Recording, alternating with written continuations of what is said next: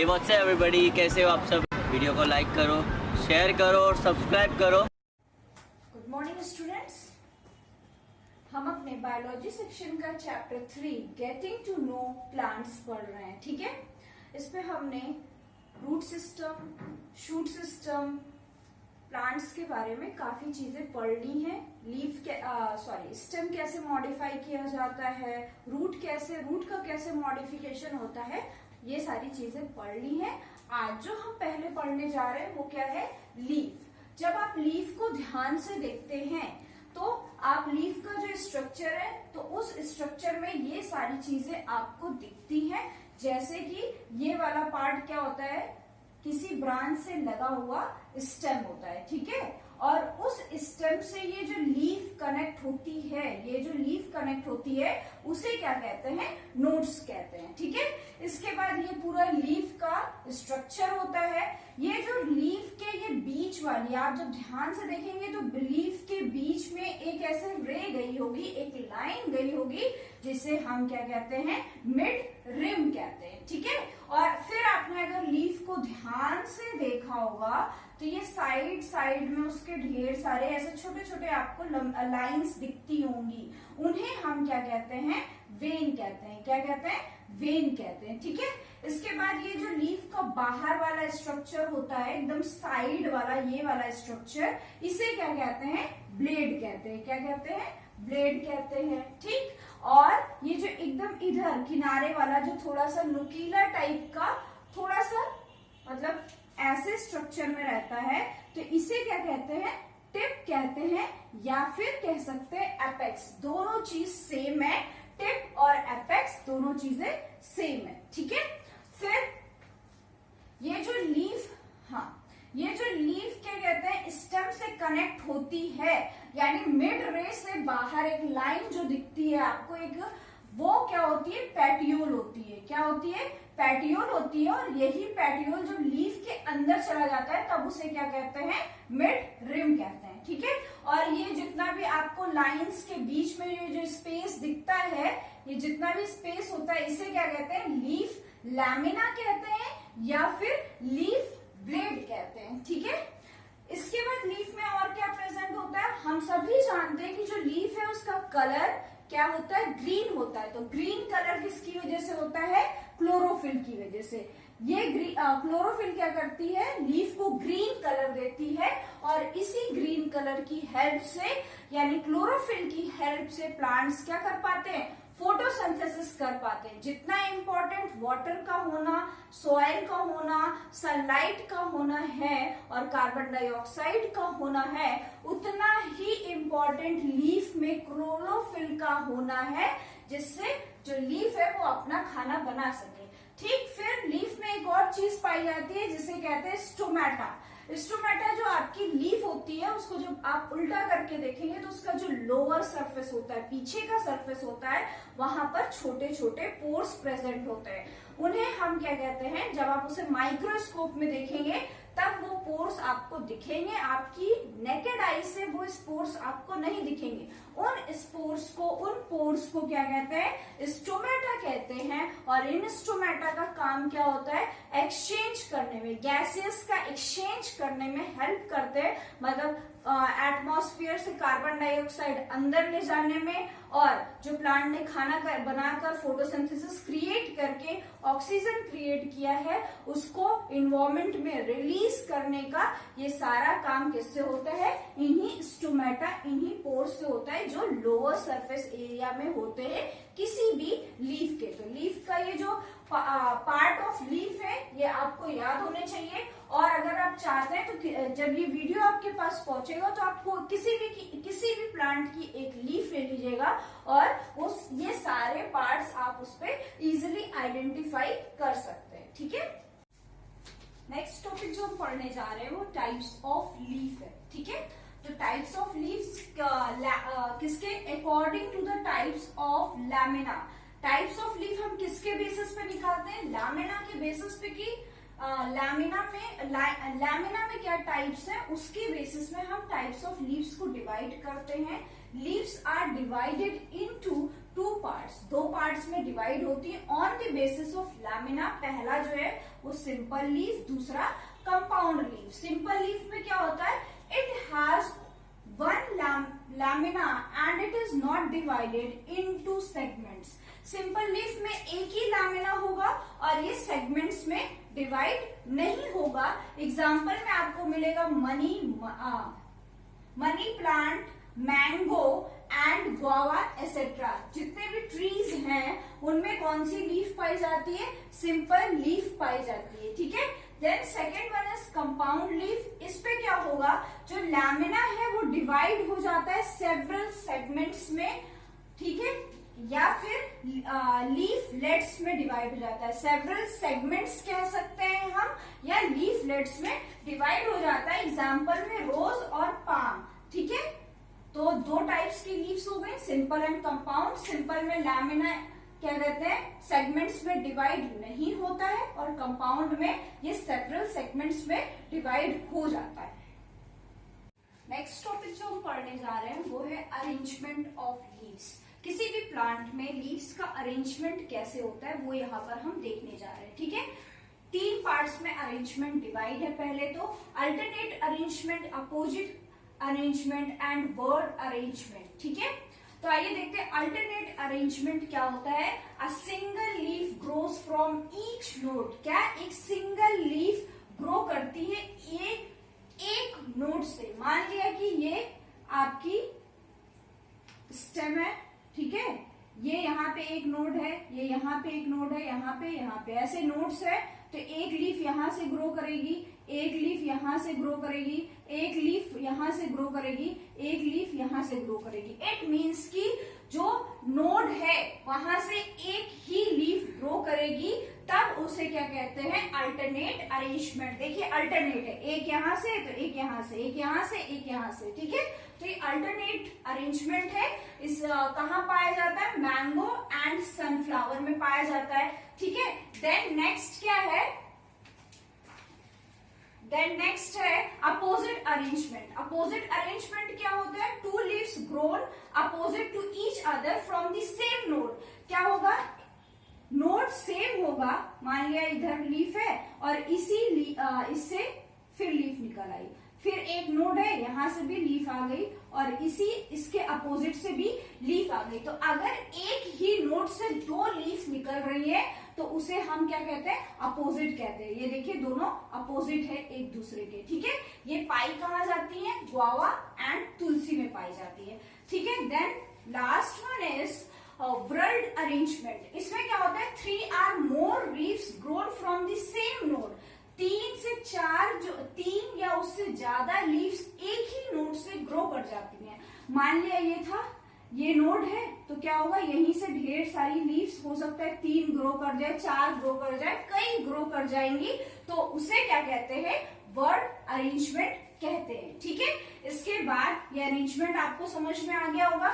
इसके बाद function of leaf, leaf का फंक्शन क्या है, ठीक है।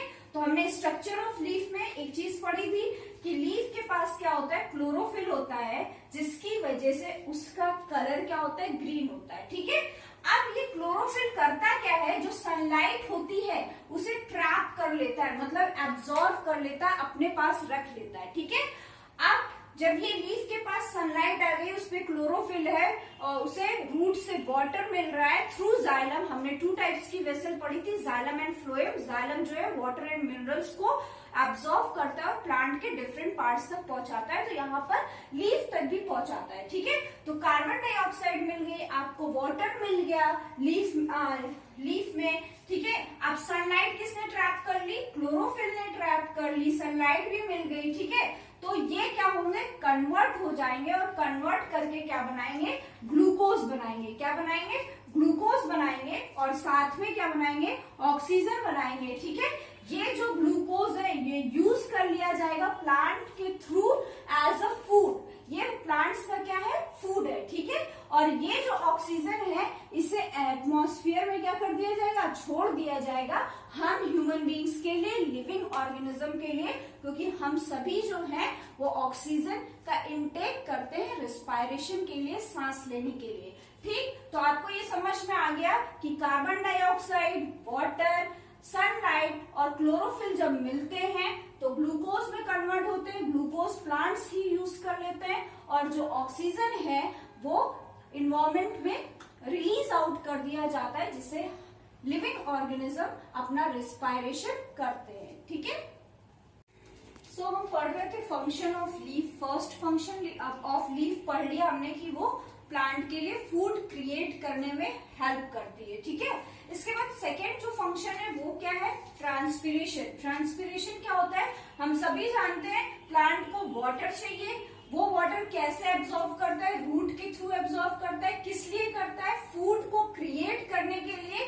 फोटोसिंथेसिस में हमने देखा कि कार्बन डाइऑक्साइड प्लस वाटर चाहिए होता है। ठीक है, तो होता क्या है, व्हेन वाटर एब्जॉर्ब मोर, क्या होगा, वाटर जितना जरूरी है उतना तो लीफ ने यूज कर लिया, बट कुछ ज्यादा अमाउंट में अगर वाटर एब्जॉर्ब हो गया है किससे, रूट से, तो अब वो प्लांट्स को नहीं चाहिए। तो उसको प्लांट्स अपनी बॉडी से कैसे रिमूव आउट करेंगे, तो उसके लिए वो क्या करते हैं, ट्रांसपिरेशन करते हैं। ट्रांसपिरेशन में होता क्या है, जो एक्सेस अमाउंट ऑफ वाटर है वो प्लांट की बॉडी से वाटर वेपर के फॉर्म में, किस फॉर्म में, वाटर वेपर के फॉर्म में बाहर चला जाता है। किसकी हेल्प से, स्टोमेटा की हेल्प से। मैंने आपको बताया था लीफ के बैक साइड में, लोअर सरफेस एरिया में स्टोमेटा प्रेजेंट होते हैं। यही स्टोमेटा क्या करते हैं, जो access amount of water plant में आ चुका है उसे बाहर रिलीज आउट कर देते हैं। किस फॉर्म में, वाटर वेपर फॉर्म में। यही क्या होता है, ट्रांसपिरेशन होता है। ठीक है, एडवांटेज है कुछ ट्रांसपिरेशन के। अगर किसी प्लांट में ट्रांसपिरेशन नहीं होगा तो उसके नीचे जो आपने देखा है ना, पेड़ के नीचे जब आप बैठते हैं तो उसके नीचे ठंडा फील होता है। वो इसीलिए फील होता है क्योंकि प्लांट में क्या हो रहा है, ट्रांसपिरेशन हो रहा है। ठीक है, और इसके बाद अगर ट्रांसपिरेशन नहीं होगा प्लांट में, जो एक्सेस अमाउंट ऑफ वाटर है वो लॉस नहीं होगा, तो प्रॉब्लम हो जाएगी प्लांट के लिए भी। और साथ में ये जो एक्सेस वाटर रिमूव होता है प्लांट से स्टोमेटा की हेल्प से, वो किसमें हेल्प करता है, हमारे वाटर साइकिल के फॉर्मेशन में हेल्प करता है। एक तरीके से कह सकते हैं ये हमें रेनफॉल कराने में भी हेल्प करता है। ठीक है, और जब excess amount of water roots के थ्रू एब्जॉर्ब किया जाएगा तो एक्सेस अमाउंट ऑफ न्यूट्रिएंट्स भी एब्जॉर्ब हो जाएंगे, जो प्लांट के लिए क्या हो जाता है, बहुत ज्यादा जरूरी होता है। तो ये 3 एडवांटेजेस थे किसके, ट्रांसपिरेशन का। पहला, पेड़ बहुत कूल डाउन रहता है। दूसरा, वाटर साइकिल के क्रिएशन में हेल्प करता है। तीसरा, जब वाटर ज्यादा एब्जॉर्ब होगा तो मिनरल्स एंड न्यूट्रिएंट्स भी ज्यादा एब्जॉर्ब होंगे, वो प्लांट के लिए क्या होता है, बेनिफिट होता है। देन थर्ड जो फंक्शन ऑफ लीफ है वो क्या है, रिस्पायरेशन है। प्लांट्स भी हमारी तरह से ही रिस्पायरेशन करते हैं, वो भी सांस लेते हैं। उनमें क्या होता है, plants also take oxygen. Plants जो है वो ऑक्सीजन लेते हैं। आपको यहाँ पर ये चीज हटा देनी है अपने दिमाग से कि जितनी हम कार्बन डाइऑक्साइड रिलीज करते हैं वो सारा प्लांट यूज कर लेता है रिस्पायरेशन के लिए। वो प्लांट रिस्पायरेशन के लिए यूज नहीं करता, वो कार्बन डाइऑक्साइड प्लांट जो है फोटोसिंथेसिस के लिए यूज करता है। सांस लेने के लिए प्लांट भी किसका यूज करता है, ऑक्सीजन का ही यूज करता है हमारी तरह से। जो वो ऑक्सीजन क्रिएट करता है उसी ऑक्सीजन को वो रिस्पायरेशन के लिए रिस्पायरेशन करने में भी उसके काम आती है। ठीक है, अब हम ये जो बोलते हैं कि ढेर सारे प्लांट्स लगाइए, ढेर सारे प्लांट्स लगाइए जिससे एनवायरमेंट हेल्दी हो, तो वो इसलिए बोलते हैं क्योंकि हमारे आसपास के एटमॉस्फेयर में कार्बन डाइऑक्साइड का लेवल बढ़ गया है। जब आप ढेर सारे पेड़ लगाएंगे तो वो ढेर सारे पेड़ कार्बन डाइऑक्साइड ज्यादा एब्जॉर्ब करेंगे फोटोसिंथेसिस क्रिएट करने के लिए, और जब फोटोसिंथेसिस क्रिएट होगी तो ऑक्सीजन क्या होगा, रिलीज होगा, जो प्लांट्स के लिए भी बेनिफिट होगा और हमारे एटमॉस्फेयर के लिए भी बेनिफिट होगा। तो यहाँ पर ये बात आपको याद रखनी है, प्लांट्स जो है वो ऑक्सीजन लेते हैं और वो भी हमारी तरह से क्या, कार्बन डाइऑक्साइड रिलीज आउट करते हैं। ठीक है, और किससे करते हैं, with the help of stomata. किसकी हेल्प से, स्टोमेटा की हेल्प से। नेक्स्ट जो हमें पढ़ना है modification of leaf for specific purpose. अब यहाँ पर लीफ का भी मॉडिफिकेशन हो जाता है, उसको चेंज कर दिया जाता है किसी और फॉर्म में कुछ स्पेसिफिक पर्पस के लिए। आइए देखते हैं वो स्पेसिफिक पर्पस क्या है। पहला जो है वो स्पेसिफिक पर्पस क्या है, लीफ ट्रेंडल्स।